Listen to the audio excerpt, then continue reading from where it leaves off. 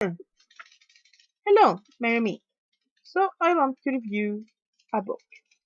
And the book I want to review is The Book of Spells, Positive Enchantments to Enhance Your Life by Michael Johnstone. Let me start by saying that I love books like this. Books that are just chock full of spells.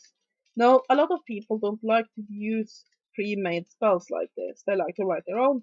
And if you want to do that, all the power to you. I like to write my own spells too. That doesn't mean that I don't use a pre-made one every now and then. And besides, you can get a lot of inspiration from making your own spells through spell books like this. So yeah, this book is spiral bound. It's pretty thick, so let's dig into it. Now, first of all, let me say that the start of this book do make a very big no-no. It, I don't know how many pages, 10 pages or so, it just explains shortly about magic. And the little section that tells you about magical days and so on and so forth, that's fine. It tells you what you know to just get started. Okay, so far so good. But then it starts to try to go into the basics of Wicca in like 5 pages. And no, so really this book do make the no-no of just having Wicca being the paint that you put on to sort of justify why you use magic. And that is very annoying since Wicca is actually a religion. So ignore that section. There's a lot of good spells in here, but ignore the section on Wicca. It's useless. It cannot explain anything in that amount of pages.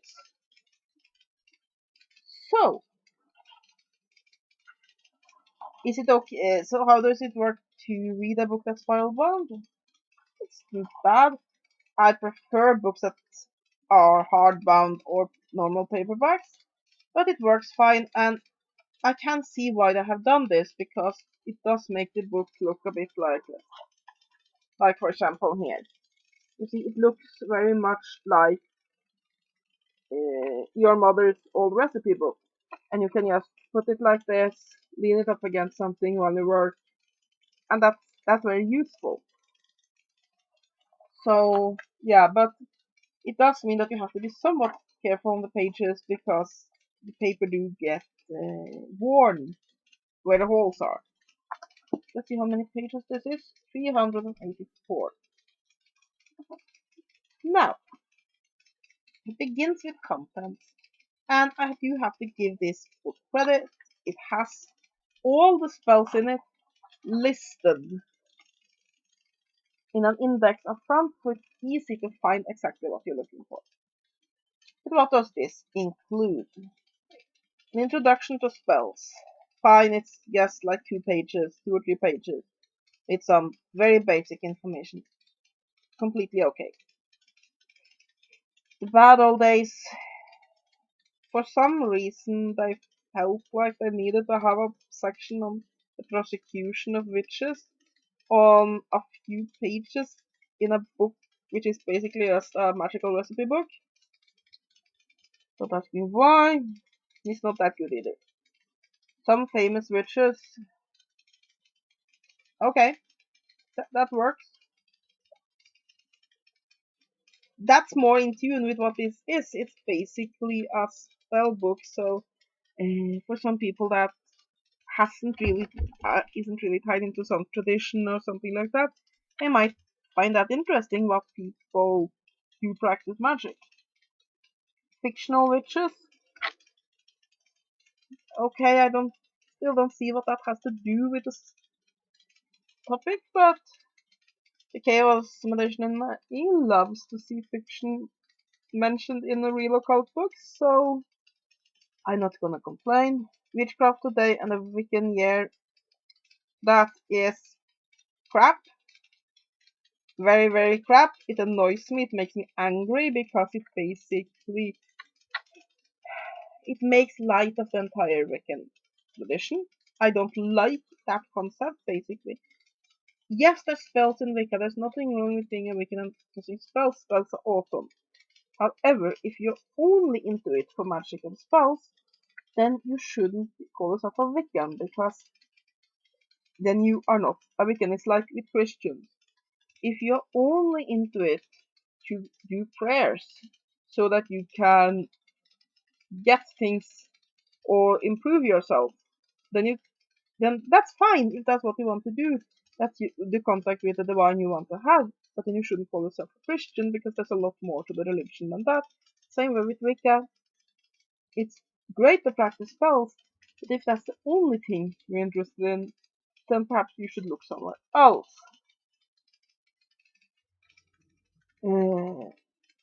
Then it's a section on elementary matters, basically more basic information on magic, uh, how to do magic. Yeah, it's a lot of how does correspondences work, all of that. It, like I said, if you have never practiced magic before, this book, while I doesn't recommend this as a beginner's book, you can definitely pick this up and get the pointers you need to get started with these rather simple rituals within here. Squeak, squeak, squeak. That's what these do, by the way. They squeak. It's annoying. Using nature's bounty, basically about essential oils and crystals. When to do magic, pretty self-explanatory.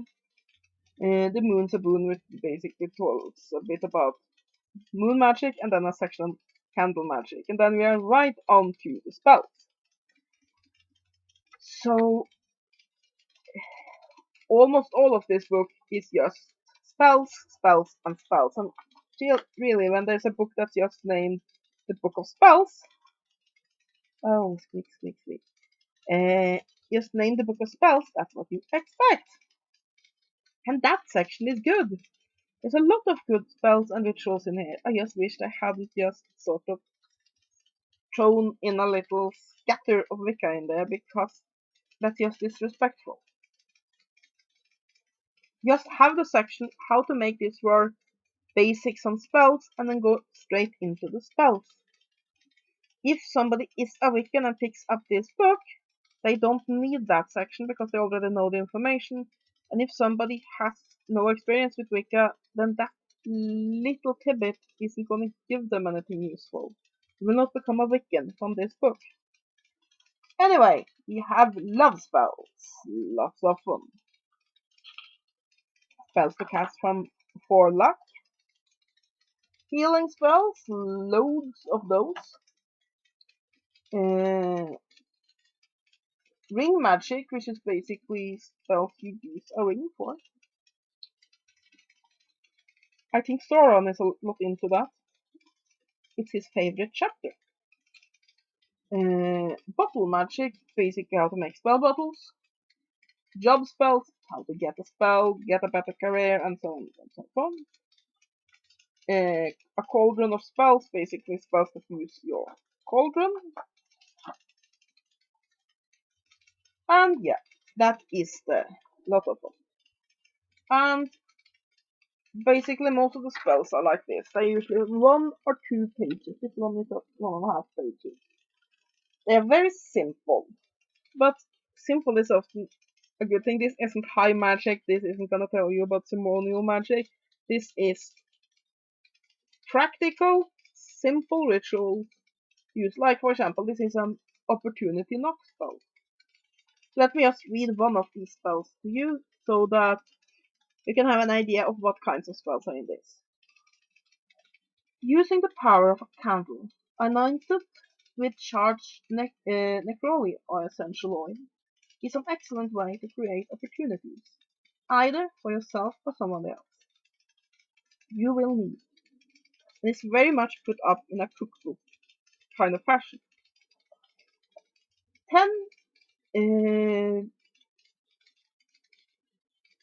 milliliters of almond or any suitable carrier oil, a mixing bowl, any suitable favorite herb, necrolic essential, a piece of sunstone, 1 white anther, altar candle, 1 gold or yellow taper candle, a bowline.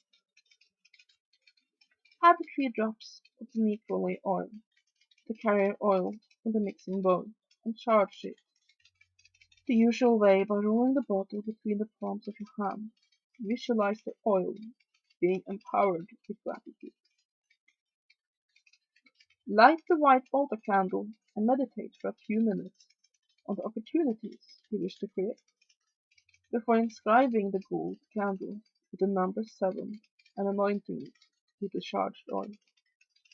If you're hoping to create opportunities for yourself, draw the oil towards you. If you're sending out opportunities, walk away from yourself. Light the candle, then standing in front of the altar say, "Opportunity, please come my way," or the person you're sending the spell to. "On this blessed day, charge my," or the other person, "life and make it better. Thanks to you, the true begetter," and it harms none, so but so might it be. When the flame has burned down, and, and you have visualized that the opportunity has been created, has been received and benefited the recipient, close the magic making as you normally do. And basically, most of these spells are non-religious, meaning there's really no need for the Wicca part there. Like, for example, this one doesn't really address any gods, goddesses, or entities. It's just a prayer to basically opportunity itself. And most of the spells are like these. So, if what you want is sorcery, non-religious sorcery, this is a great book for you. And there's very few seasonal rituals. I actually can't remember this being one of them. This is spells, practical magic, not religious ones. So that section just annoys me. I mean, I have to really judge this book for it, and I really don't want to because I like the spells in it. Now, you will need quite a bit of essential oils and herbs and such things to do these spells because they're not hugely material needy, but there are too few spells that only uses basically yourself and whatever you might have in your house. Like, most people can manage to scrunch up some white candles, but you need a candle of such and such color, such and such oil, such and such herbs. But do feel free to alter these and then change them. That works too, to whatever you have. But yeah, it does follow simple correspondences. The spells are simple, it should be able to be done by anyone, and it's a great little spell book. Now, like I said, that section about Wicca in front, that is even a front, and it does. I have to dock the book points for this. The spells in here are excellent, they're interesting, and they're useful. So I'll give this book 6 out of 10. If they did not have that section back, I would give it 7 out of 10. Its spells are a bit too generic to really stand out, but the book is good. So, should you buy this or not? I recommend it, but again, like I said, the spells are pretty generic. So I would recommend finding it on sale rather than paying full price.